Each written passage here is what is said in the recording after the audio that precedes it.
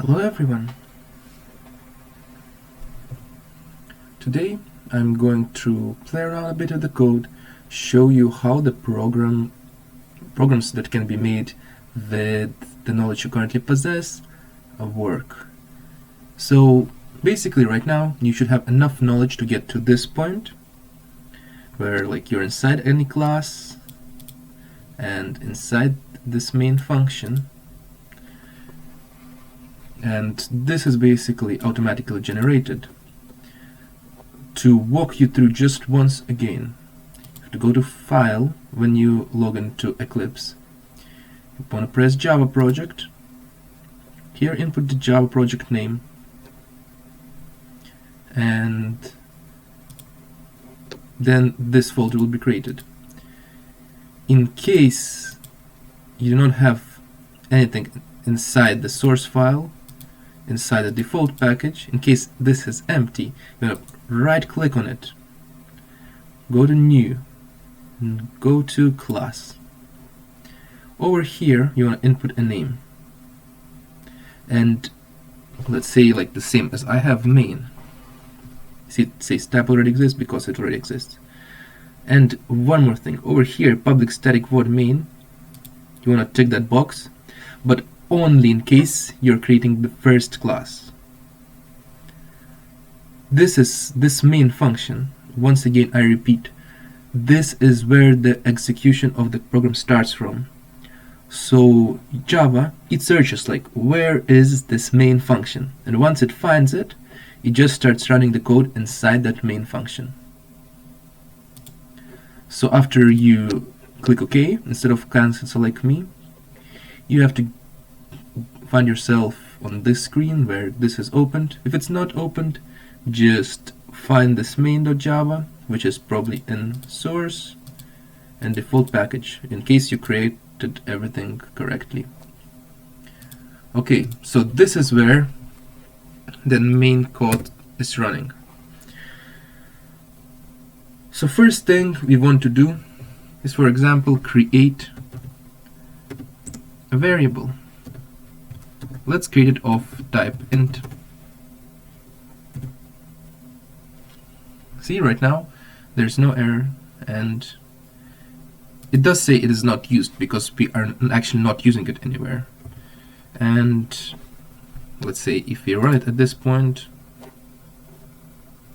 selecting the main class, see, the Java asks you is this the main class you want to be using, since there might be a few of them in your package. And basically nothing happens. Well, that's because we did not do anything, we just declare a variable. Even if we select some value for it, it'll still be the same. It does run, but nothing happens. Okay, now let's actually display something. Let's display system out print line, and let's just display that variable, my variable. Oops. See, now they become same color, and when you highlight one, see it shows that they're connected actually. Okay, now let's try running the new program. Then you see this value, it goes to this variable, and it's printed out when this variable is referred to. You see, 10. So when you print something, this is where it gets displayed once again.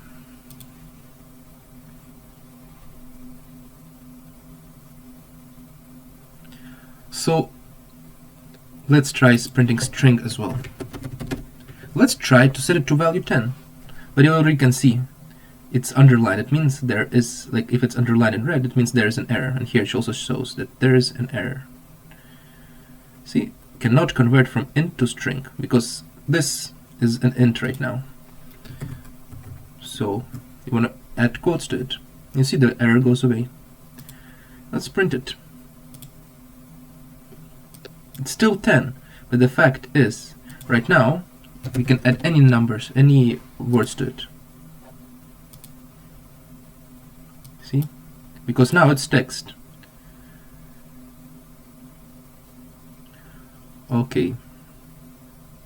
Then you might be thinking, well, what's the practical use of such things? Okay, I can define it, but can't I just do this?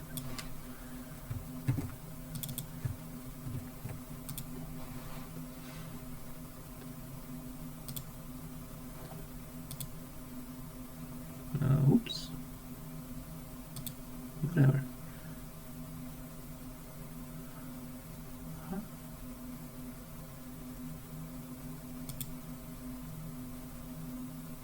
Oh, my bad. So here is the error. Okay. And see, it prints exactly the same thing. Well, what's the use? Maybe printing my variable and setting it to some value is much longer than just printing it directly over here. But let's consider this. Well, what if you would like to, let's say, print this thing like 100 times?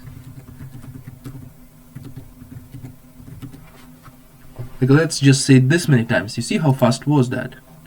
It was much easier for me to just copy and paste it than individually copy and paste it.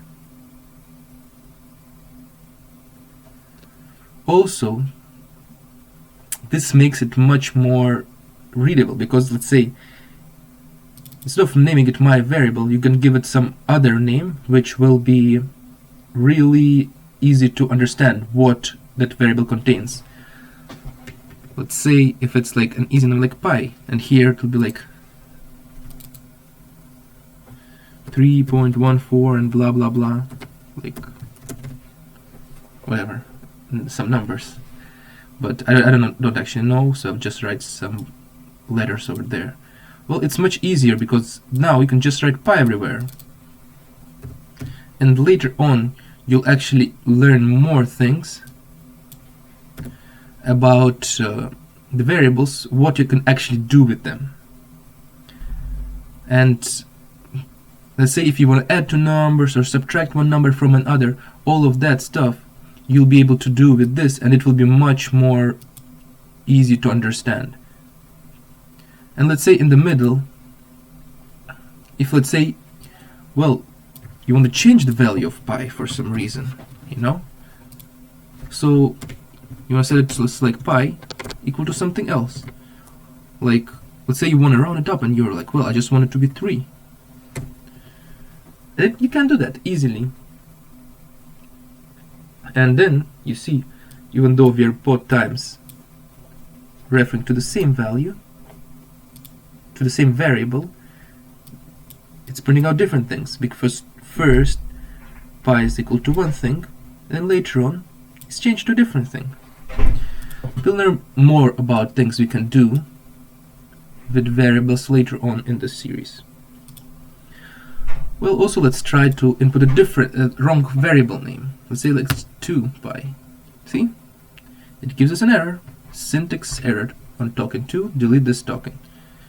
So it says it's not possible to create such a variable. So I think this should be pretty much of a good intro, and I will possibly add a couple exercises for you in the comments, and let's see if you can do that. Obviously I'll not be able to check, but if you leave a comment I will answer you as soon as possible. And so thank you again for watching my video, and stay tuned for more video where you'll be able to learn more things about Java. I'll try to release them more often now that I have some free time, and hope to see you again on my channel.